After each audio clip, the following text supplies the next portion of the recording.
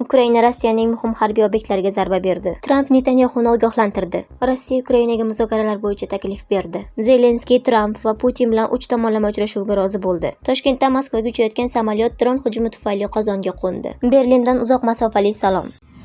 Ukraina Rossiyaning muhim harbiy obyektlariga zarba berdi. Ukraina mudofaa kuchlari Rossiya harbiy sanoati majmuasi uchun muhim bo'lgan obyektlar, xususan Raduga zavodiga zarba berishga muvaffaq bo'ldi. Qayd etilishicha, hujum payti Ukraina dronlari Rossiya poytaxtini himoya qiluvchi havo mudofaasini chetlab o'tgan va Raduga korxonasining yong'in chiqqan yig'ish va jihozlash sexlariga zarba bergan. Ukraina bosh shtabining xabar berishicha, zavod Kronstadt AJ tarkibiga kiradi. Ushbu AJ uchuvchisiz aviatsiya tizimlariga ixtisoslashgan. U yerda xususan Orion, Inhondens, Maloniya, Grom, Termit, Gelios, Sirus uchuvchisiz uchish apparatlari, yer usti boshqaruv komplekslari ishlab chiqariladi. Shuningdek, tunda Ukraina qurolli kuchlari bo'linmalari Rossiya Federatsiyasining Moskva viloyatidagi Angenstrem AJ ga zarba berdi. Nishon hududiga tegishi qayd etildi. Kompaniya RF harbiy sanoat kompleksi korxonalari tomonidan keng qo'llaniladigan mikroelektron komponent bazasini ishlab chiqarardi. Tramp Netanyahuni ogohlantirdi. AQSh prezidenti Donald Tramp o'tgan hafta telefon orqali suhbatda Isroil bosh vaziri Benyamin Netanyahuni Vashington va Tehron o'rtasidagi Eron yadro dasturi bo'yicha muzokaralarni izdan chiqarishi mumkin bo'lgan Eronga nisbatan har qanday harakatlardan tiyilishga chaqirganini ma'lum qildi. Men ochiq bo'lishni xohlayman. Ha, shunday bo'ldi, dedi Tramp Oq uy jurnalistlariga Netanyahuni ogohlantirgani haqidagi savolga javob berar ekan. Shu bilan birga Tramp AQSh Eron bilan juda samarali muzokaralar olib borayotganini ta'kidladi. Biz Eron bilan juda samarali muzokaralar olib bormoqdamiz. Bu biror natija beradimi yo'qmi ko'ramiz. Lekin muzokaralar yaxshi ketmoqda, deb qo'shimcha qiladi u. 23-may kuni Eron va AQSh vakillari o'rtasida Eron yadro dasturi atrofidagi inqirozni hal qilish bo'yicha muzokaralarning 5-bosqichi bo'lib o'tdi. Vositachi sifatida Ummon qatnashdi. Ummon tashqi ishlar vaziri Badr al-Busaydi ma'lum, biroq yakuni bo'lmagan natijalarga erishilganini ma'lum qildi.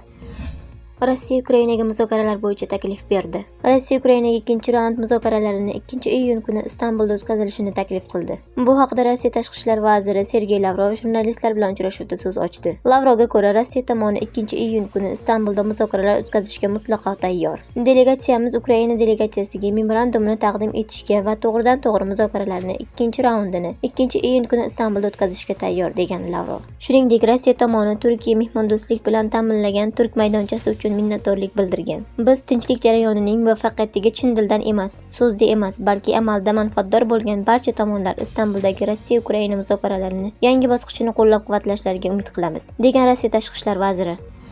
Zelenskiy Tramp va Putin bilan 3 tomonlama uchrashuvga rozi bo'ldi. Ukraina prezidenti Vladimir Zelenskiy, Rossiya prezidenti Vladimir Putin va AQSh prezidenti Donald Tramp ishtirokida 3 tomonlama uchrashuv o'tkazishni taklif qildi. Zelenskiy o'z nutqi davomida har qanday formatdagi uchrashuvlarga tayyorligini bildirgan. Agar Putinga 2 tomonlama uchrashuv to'g'ri kelmasa yoki hamma bu uchrashuv 3 tomonlama bo'lishini xohlasa, men qarshi emasman. Men har qanday formatga tayyorman. Tramp, Putin, men, degan Ukraina rahbari. Shu bilan birga Zelenskiy AQShni Rossiyaga qarshi sanksiyalarni kuchaytirishga chaqirgan. Uning so'zlariga ko'ra, u bu masalani AQSh prezidenti bilan muhokama qilgan. Biz energetika va bank tizimi bo'yicha 2 asosiy yo'nalishda suhbatlashdik. AQSh bu 2 sohani ham sanksiyalarga qo'shmaydimi? Men bunga juda umid qilaman, deya qo'shimcha qilgan Zelenskiy. Qayd etish joiz, 23-may kuni Ukraina tashqi ishlar vaziri Andrey Sibiga Ukraina va Rossiya prezidenti Vladimir Zelenskiy va Vladimir Putin o'rtasida yuqori darajadagi uchrashuvni tashkil etish ustida ish olib borayotganini ma'lum qilgan. Rossiya prezidentining matbuot kotibi Dmitriy Peskov esa, agar ikki mamlakat muzokarachilari muayyan kelishuvga erishsa, prezident Putin Zelenskiy bilan uchrashish mumkinligini bildirgan. Biroq qanday kelishuvlar nazarda tutilayotgani ochiqlanmagan.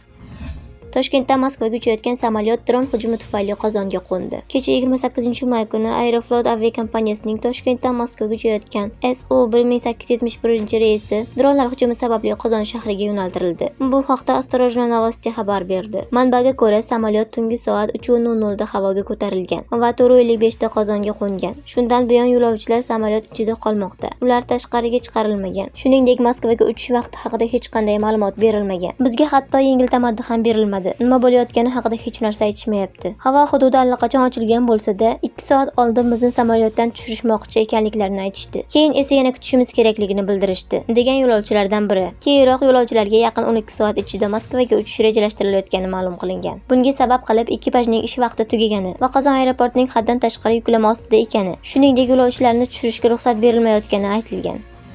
Berlindan uzoq masofali salom. Germaniya va Ukraina mudofaa vazirlari Boris Pistorius va Rustam Umerov Berlinda Ukrainada uzoq masofali qurollar ishlab chiqarishni Germaniya tomonidan moliyalashtirish to'g'risidagi memorandumni imzoladilar. Bu haqida 28-may kuni Germaniya mudofaa vazirligi ma'lum qildi. Ukraina qurolli kuchlariga yangi yordam umumiy miqdorda taxminan 5 milliard yevroni tashkil etadi. Mablag' Bundestag tomonidan allaqachon tasdiqlangan jamg'armalardan ajratilgan. Kelajakda Germaniya Ukrainada uzoq masofali qurollar tizimini ishlab chiqarishni moliyalashtiradi. Ikkala vazir ham Berlinda bu haqda yozma ravishda kelishib olgan, deya ta'kidlanadi Germaniya mudofaa vazirligining rasmiy veb-saytida e'lon qilingan bayonotda. Vazirlik aniqlik kiritishicha, dastlabki bunday tizimlar yaqin haftalar ichida joylashtirilishi mumkin. Bundan tashqari Ukraina mudofaa vaziri va Germaniyaning DL Defense mudofaa kompaniyasi Germaniya mudofaa vazirligi rahbari ishtirokida yetkazib berish bo'yicha shartnomani imzoladilar.